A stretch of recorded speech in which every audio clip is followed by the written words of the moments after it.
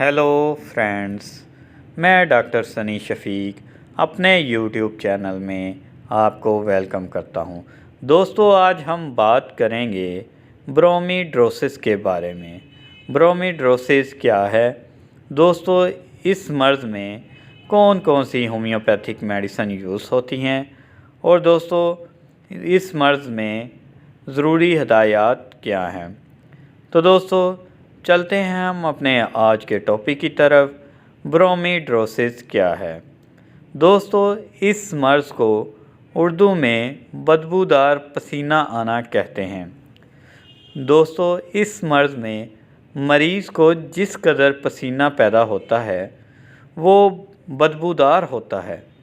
पसीना पैदा करने वाली गदूदों के फाल में फतूर आ जाने की वजह से पसीना में बू पैदा हो जाती है।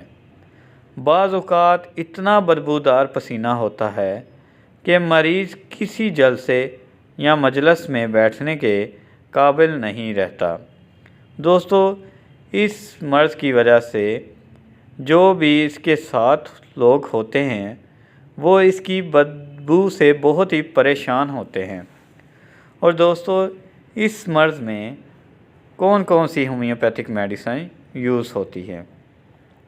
दोस्तों, सल्फ़र 200 पोटेंसी में दोस्तों 2 कतरे सुबह ज़ुबान पर आपने लेने हैं और ये हफ्ता में 1 दफ़ा लेने हैं। दोस्तों, ये इस मर्ज़ में बहुत ही कारआमद मेडिसिन है।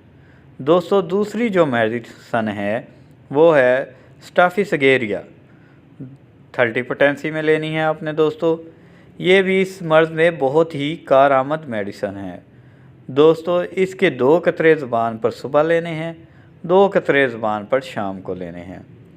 दोस्तों, ये अद्वियात इस मर्ज़ में बहुत काम आती है। दोस्तों, अब चलते हैं ज़रूरी हदायत क्या हैं। दोस्तों, ज़रूरी हदायत में आपने डेली बाथ लेना है। दोस्तों, कार्बोलिक सोप आपने यूज़ करना है। ये बहुत ही कारआमद सोप है इस मर्ज़ में। दोस्तों, अब मैं आपसे इजाज़त चाहूँगा। खुदा हाफिज़।